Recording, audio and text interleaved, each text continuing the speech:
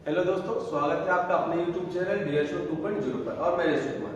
आज मैं आप सभी को क्लास 12 का मैट्रिक्स, जिसे हिंदी में हम लोग बोलते हैं अवयव, पढ़ाने जा रहे हैं। ठीक है, ये जो है आपका अलजेब्रा यूनिट में आता है और अलजेब्रा यूनिट में दो चैप्टर आते हैं, मैट्रिक्स और डिटरमिनेंट्स। मैट्रिक्स और डिटरमिनेंट्स मिलाकर आपको 13 नंबर का पूरे एग्जाम में पूछा जाता है, जो आपका सिलेबस का आता है। अब हो सकता है 13 से ज्यादा पूछ दे तो कोई दिक्कत उससे नहीं है। तो चलिए सबसे पहले स्टार्ट करते हैं मैट्रिक्स, जिसे हम बोलते हैं अवयव, जिसे हम बोलते हैं अवयव, इंग्लिश में बोलते हैं उसको मैट्रिक्स। तो थोड़ा ध्यान दीजिएगा कि मैट्रिक्स किसको कहते हैं। तो देखिए, मैट्रिक्स जो है कुछ नहीं, एक संख्याओं का या फलनों का या बीजीय व्यंजक का एक सजावट होता है, और उसको अगर आप आयताकार क्रम विन्यास में आयताकार रूप में अगर इसको आप सजा देते हैं तो उसी को हम लोग बोलते हैं मैट्रिक्स, यानी अवयव बोलते हैं। जैसे अगर हम बात करें, कोई एक नंबर लिख लेते हैं 4 2 6 3 2 5। अब ये जो नंबर है एक आयत के रूप में, आयताकार रूप में सजा हुआ है, इसी क्रम को हम लोग बोल देते हैं मैट्रिक्स। क्या बोल देते हैं? मैट्रिक्स बोल देते हैं। थोड़ा ध्यान दीजिएगा, ठीक है। उसके बाद समझिएगा, इसको अच्छा दिखने के लिए हम लोग बड़ी कोष्ठक या इसी को हम लोग क्या लिख सकते हैं, छोटे कोष्ठक के अंदर लिख सकते हैं। इसी को हम लोग छोटे कोष्ठक के अंदर लिख सकते हैं। यानी मैट्रिक्स को अच्छा दिखने के लिए बड़े कोष्ठक या छोटे कोष्ठक का प्रयोग किया जाता है। ध्यान दीजिएगा, इस कोष्ठक का कोई मतलब नहीं होता है, सिर्फ अच्छा दिखने के लिए इसका प्रयोग किया जाता है। जरूरी नहीं इसके अंदर सिर्फ संख्या हो सकता है, इसके अंदर वास्तविक संख्या हो सकता है, कोई सम्मिश्र संख्या हो सकता है, कोई फंक्शन हो सकता है, कोई बीजीय व्यंजक हो सकता है। तो ध्यान दीजिएगा, जैसे हम और कोई एक एग्जांपल दे लेते हैं। जैसे आपको बीजीय व्यंजक, जैसे a plus B, a minus B, a into B, 2a plus B, इस प्रकार का एक सजावट को भी हम कहते हैं मैट्रिक्स। ये भी क्या है? मैट्रिक्स, ठीक है। या इसके जगह पर आपका कोई सम्मिश्र संख्या हो सकता है, जैसे 2 iota, 3 iota, 2 plus iota, 3 plus iota, इस प्रकार से भी हो सकता है आपका। या इसके अंदर क्या हो सकता है, या इसके अंदर आपका हो सकता है कोई ट्रिगोनोमेट्रिक फंक्शन हो सकता है। जैसे अगर हम बात कर ले sine theta, cos theta, tan theta, sec theta, इस प्रकार से साइन कॉस टेन कॉट से इसके अंदर हो सकता है। जरूरी कि हर बार ये 2/2 के फॉर्म में हो। आपको आगे बताएंगे ऑर्डर ऑफ मैट्रिक्स क्या होता है। तो इतना तक आपको समझ में आ गया। अगर किसी भी संख्या को या किसी भी फंक्शन को या किसी भी बीजीय व्यंजक को अगर आप आयताकार क्रम में लिखकर आप सजाकर उसे बड़ी ब्रैकेट के अंदर रख देते हैं या छोटी ब्रैकेट के अंदर रख देते हैं, उसी सजावट को हम लोग मैट्रिक्स यानी अवयव कहते हैं। एक चीज और ध्यान रखिएगा, मैट्रिक्स का प्लूरल मैट्रिसेस होता है। मैट्रिक्स का प्लूरल मैट्रिसेस होता है। तो आइए हम लोग अब मैट्रिक्स का इसके अनुसार हम डेफिनेशन लिखते हैं। तो देखिए, मैट्रिक्स का डेफिनेशन लिखने जा रहे हैं। इसका डेफिनेशन होगा संख्याओं। अब इस संख्या में क्या क्या हो सकता है? तो संख्या में आपका वास्तविक संख्या हो सकता है, जो कि हम देखे थे, वास्तविक संख्या, या इसके जगह और क्या हो सकता है, सम्मिश्र संख्या, कॉम्प्लेक्स नंबर। कौन सा संख्या? सम्मिश्र संख्या हो सकता है, वास्तविक संख्या, सम्मिश्र संख्या हो सकता है। या इसके जगह कोई क्या हो सकता है, कोई फंक्शन यानी फलन, फंक्शन को हिंदी में फलन हो सकता है, या फलनों, या इसके जगह आपका क्या हो सकता है, कोई बीजीय व्यंजक हो सकता है, बीजीय व्यंजक हो सकता है, बीजीय व्यंजक।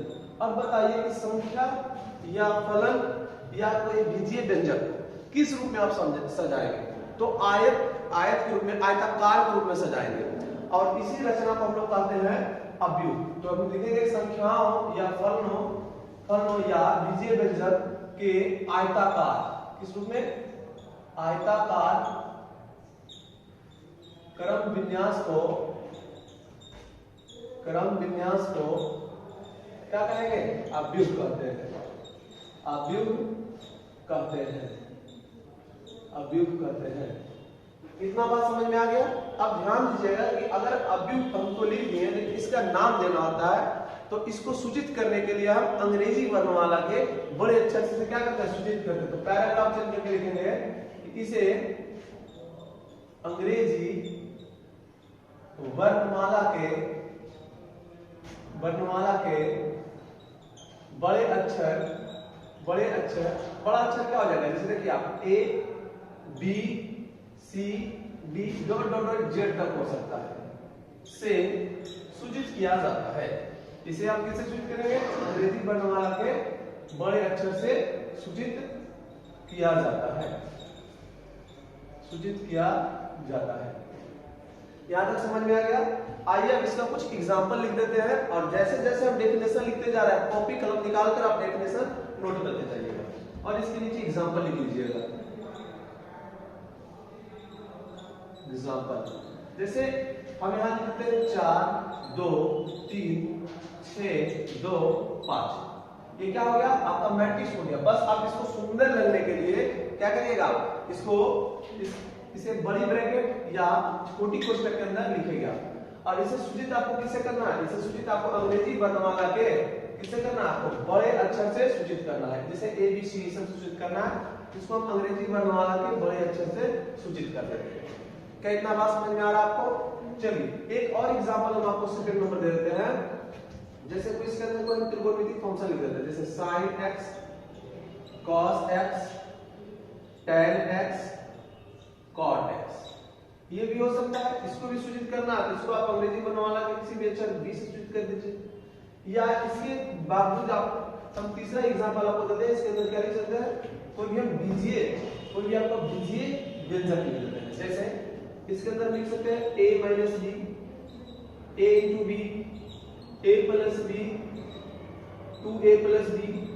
ये सारा जो हम लिखे हैं आयताकार रूप में, इसी को हम लोग कहते हैं मैट्रिक्स। क्या कहते हैं, मैट्रिक्स। ध्यान दीजिएगा। अब एक बात और समझिएगा, टिप्स नंबर करके लिखिएगा, टिप्स नंबर 1। इस जो मैट्रिक्स है, जो अवयव है, इसमें उपस्थित इस अवयव में उपस्थित संख्या या फलन को, इस अवयव में जो भी उपस्थित है संख्या या फलन या कोई बीजीय व्यंजक, उसे हम अवयव का अवयव यानी एलिमेंट या सदस्य मेंबर कहते हैं। ध्यान दीजिएगा। यानी लिखेंगे इसका डिफरेंस यहां पर, अवयव में उपस्थित संख्याओं या फलनों या बीजीय व्यंजक को अवयव का सदस्य या इसी को कहा जाता है अवयव। क्या कहा जाता है, अवयव। ज्यादा जो है अवयव ही जाते हैं, इसको इंग्लिश में बोलते हैं एलिमेंट, अवयव कहते हैं। क्या इतना बात समझ में आ गया कि अवयव में उपस्थित अगर संख्या या कोई फलन या कोई बीजीय व्यंजक हो तो उसे हम अवयव का सदस्य कह सकते हैं या अवयव कह सकते हैं। जैसे अगर हम बात करना चाहें कि इस अवयव में कितने अवयव हैं, तो देखिए 1 2 3 4 5 6, कितना अवयव है, 6 अवयव। और अगर हम बात करना चाहें कि इस अवयव में, इसमें तो अवयव की संख्या कितनी है, अवयव यानी एलिमेंट की संख्या 6 है। इस अवयव में बात करना चाहे तो 1 2 3 और 4, तो इस अवयव में अवयव की संख्या कितनी है, अवयव की संख्या हो जाएगा आपका 4। कितना हो जाएगा, 4। इस अवयव में अवयव की संख्या कितना हो जाएगा, इसको एक ही गिनिएगा, ऐसा नहीं कि एक और ये अलग, नहीं, एक माइनस में इसलिए एक गिनिएगा, 1 2 3 4, इसमें भी आपका 4 अवयव। कितना अवयव है, 4 अवयव। क्या इतना बात समझ में आया? आप आगे देखिएगा, टिप्स नंबर सेकंड यहां करके लिखिएगा, टिप्स नंबर सेकंड। ध्यान दीजिएगा। अवयव को आपको बताया कभी कि इस अवयव को अच्छा दिखने के लिए, इसका कोई अर्थ होता नहीं है, अवयव को अच्छा दिखने के लिए हम छोटे या बड़े कोष्ठक के अंदर लिखा जाता है। यानी अवयव को अच्छा दिखने के लिए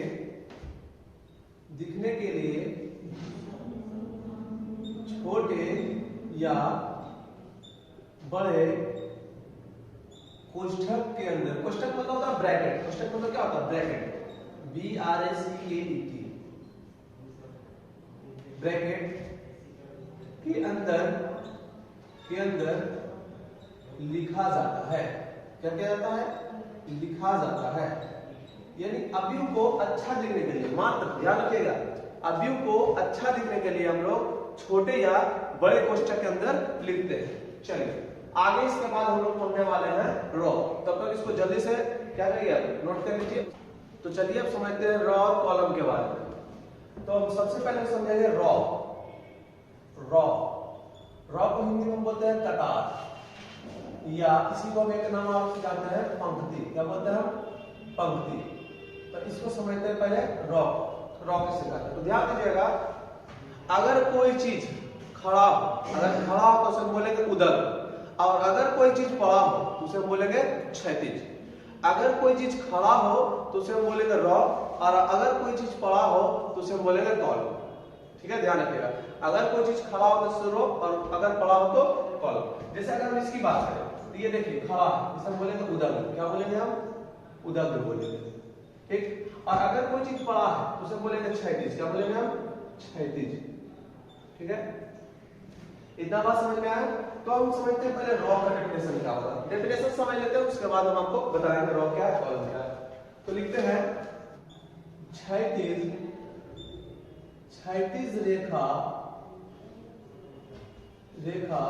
के रूप में लिखे गए अवयव को क्या रॉ कहते हैं। क्या कहते हैं? रॉ कहते हैं। यानी क्षैतिज रेखा के रूप में लिखे गए अवयव को, अगर हम क्षैतिज रेखा के रूप में किसी अवयव को लिख देंगे तो उसे हम कहेंगे रॉ। क्या कहेंगे? रॉ कहेंगे। अब ध्यान दीजिएगा कि क्योंकि स्टार्टिंग लेटर इसका आर है, तो हम इसे सूचित किससे करेंगे? तो रॉ जो है एक नहीं, एक से अधिक बनेगा, तो हम इसे सूचित किससे करेंगे? तो ध्यान दीजिएगा, पैराग्राफ चेंज करके लिखिएगा इसे R यानी R1, R2, R3, इस प्रकार से R4 डॉट डॉट डॉट कहां तक? तो जहां तक जाए Rn से सूचित किया जाता है, सूचित किया जाता है। यानी इसे आपको सूचित करने की बारी आएगा तो R1 पहला को मानिएगा, दूसरा को R2, तीसरा को R3, चौथा को R4, उसी प्रकार जहां तक जाएगा वहां तक आपको मानना है। ठीक है,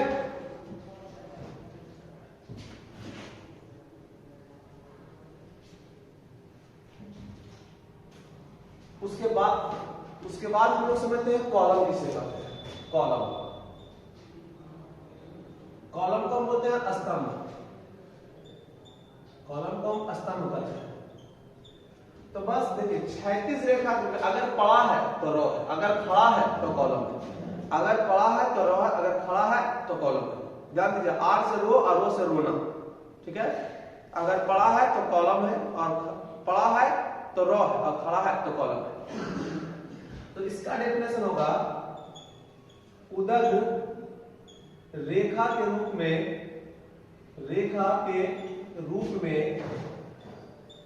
लिखे गए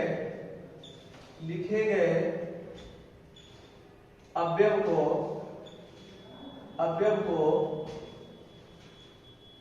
कॉलम कहते हैं। उदग रेखा के रूप में लिखे गए अवयव को कॉलम कहते हैं। अगर उदग मतलब खड़ा, उदग मतलब खड़ा के रूप में लिखा है तो उसे कॉलम कहते हैं। जैसे अब देखिए, इसका स्टार्टिंग लेटर सी है, इसलिए इसे सूचित किससे करेंगे? तो लिखेंगे इसे C1, C2, C3, C4 dot dot dot जहां तक जाए, जैसे Cn है ना, से सूचित किया जाता है। इसे कैसे सूचित किया जाएगा? तो C1, C2, C3, C4 से सूचित किया जाता है। डॉट डॉट जहां तक जाए वहां से सूचित किया जाता है। अब ध्यान दीजिएगा, आगे हम बात करते हैं। अब देखिए एक एग्जांपल लेते हैं। एक एग्जांपल लिए, यहां पर कोई एक अवयव ले लीजिए 4, 3, 2। 6 3 1। अब इसे हम अच्छा लगने के लिए बड़ी कोष्ठक का उपयोग करते हैं।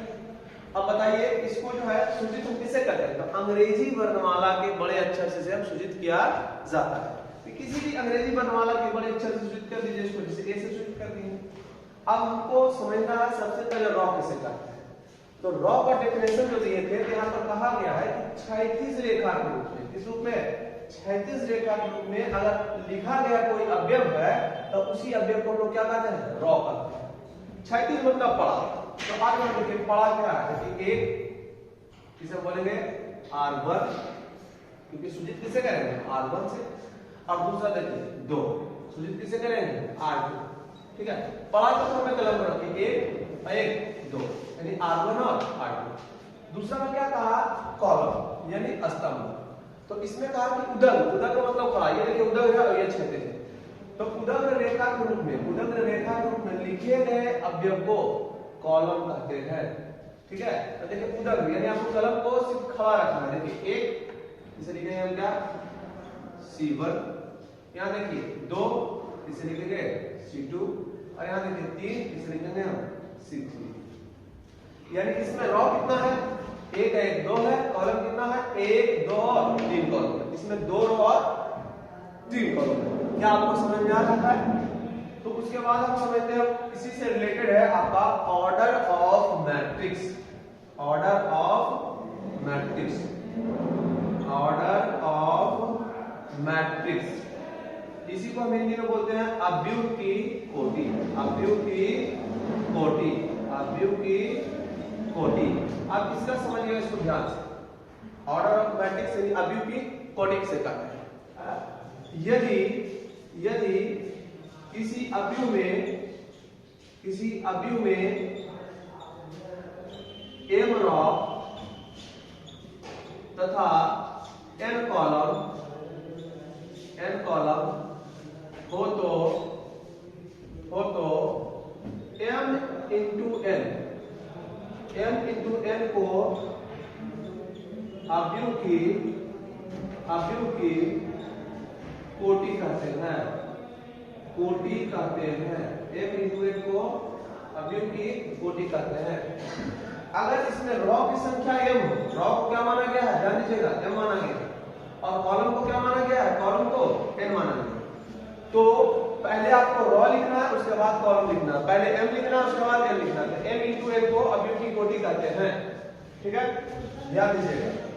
यहाँ पर हम इसका एग्जांपल दे देते हैं। जैसे कोई एक अवयव हम ले लेते हैं a ग्राम। ठीक, 6 2 3 1। अब इसमें देखिए रॉ की संख्या कितना है? आपको बताया है कि अगर पड़ा रूप में रहे आप उसे रॉ कहेंगे। तो देखिए इसमें पड़ा रूप में कितना? 1 और 1 2। इसे लिखेंगे R1 और इसे लिखेंगे R2। ये 2 रॉ हो गया। अगर कॉलम की बात करें तो 1 यानी C1 और ये दूसरा देखिए C2। ठीक, 2 कॉलम है। तो पहले आपको लिखना है रॉ, क्योंकि बोला है रॉ m रॉ और n कॉलम। तो m इंटू n को बोल रहा है, m इंटू n को। तो आपको पहले रॉ लिखना है, उसके बाद आपको कॉलम लिखना है। तो इसमें रॉ की संख्या कितना है? 2 और कॉलम की संख्या कितना है? 2। ये 2 बाई 2 कोटि का क्या है? अवयव। ये कितना बाई कितना कोटि का एक अवयव है? तो 2 बाई 2 कोटि का एक अवयव है। इसी प्रकार से आपको एक एग्जांपल और हम यहाँ देते हैं।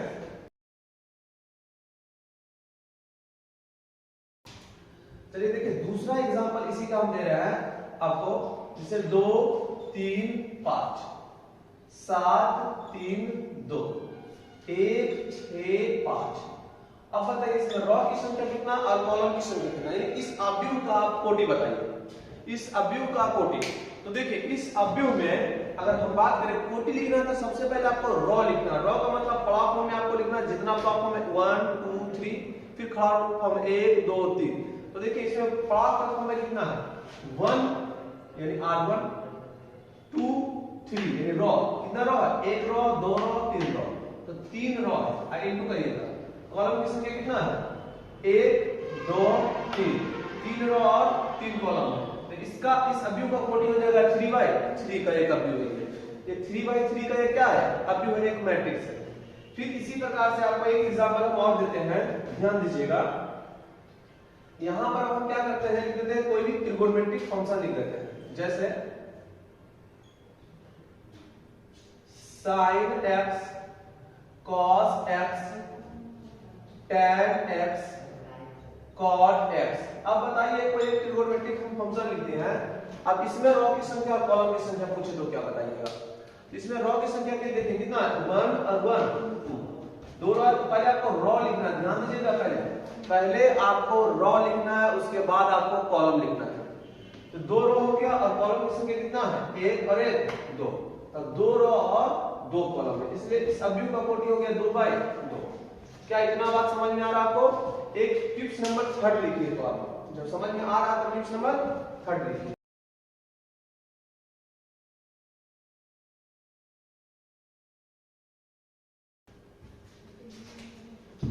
Tips number 3, tips number 3। अब देखिए हम टिप्स नंबर 1 में पढ़े हैं कि किसी अवयव को, है ना, किसी अवयव में उपस्थित संख्या या फलन या बीजीय व्यंजक को अवयव का सदस्य या अवयव कहते हैं। टिप्स नंबर 2 में हम पढ़े हैं कि अवयव को अच्छा दिखने के लिए बड़ी ब्रैकेट या छोटी ब्रैकेट का प्रयोग करते हैं, ब्रैकेट को कोष्टक बोलते हैं। टिप्स नंबर 3 में क्या पढ़ेंगे, ध्यान दीजिएगा, टिप्स नंबर 3 में होगा अवयव के कोटि को आपस में गुणा करने पर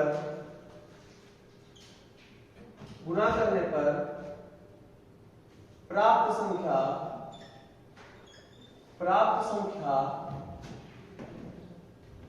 को अवयव का अवयव कहते हैं, अवयव का अवयव कहते हैं, अवयव का अवयव कहते हैं। ठीक, ध्यान दीजिएगा। और अगर आपको हम बता दें कि अगर कोई एक मैट्रिक्स है हमारे पास 3/4 कोटि का, तो बताइए इसमें टोटल अवयवों की संख्या कितना होगा? तो इसमें टोटल अवयवों की संख्या 4 × 12, इसमें टोटल अवयव कितना होगा 12।